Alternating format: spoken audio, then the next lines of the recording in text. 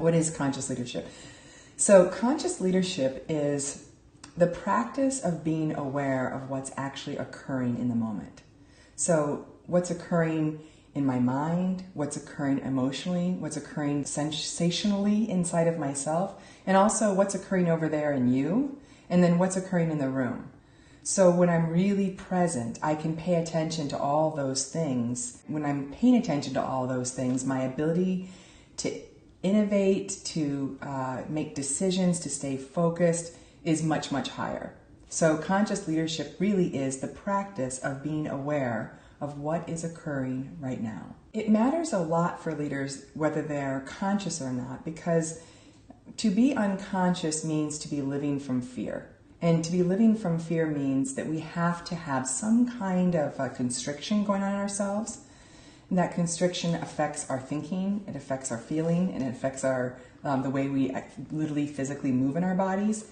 All of that impacts our ability to make wise decisions. It affects our ability to connect well with others.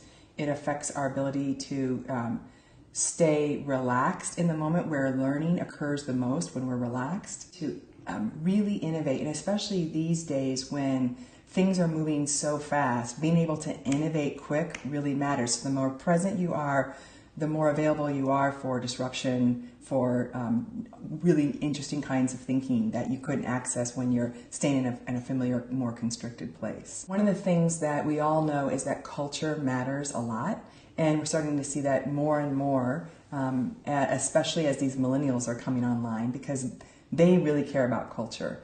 So whether you're a startup or whether you're a longer-term company, making sure that you have a culture where people feel like they can thrive will allow you to attract the best talent and keep the best talent. And it will also, again, allow you to have more of that innovation coming through. So we would say, especially as we're moving into a world of more complexity, you can't afford not to learn how to be present anymore. It's now going to affect your bottom line in a lot of important ways. So we would say conscious leadership is for the startup and for the long term, for the small, for the big. Uber is a great example of a company that has a fantastic product that was building quickly, but because leadership was unconscious, they shot themselves in the foot. And so now what they're creating is drama, which is the big payoff you get from being an unconscious leader or having an unconscious culture is lots of drama. So now all that creative energy that they could be using in innovating now is going to go into defending themselves against all of this, the lawsuits and all these other things that are coming at them. So they're a great example of pay attention to what you're paying attention to. One of the things we say is context matters. Content is the stuff we're talking about, right? That's our content. And we would say all of life is just one gigantic conversation, whether it's in my own head or with somebody else or with a group. So we're talking about content. And that's what most everybody's putting our attention on, is content. What we would say is it's more important to pay attention to where are we?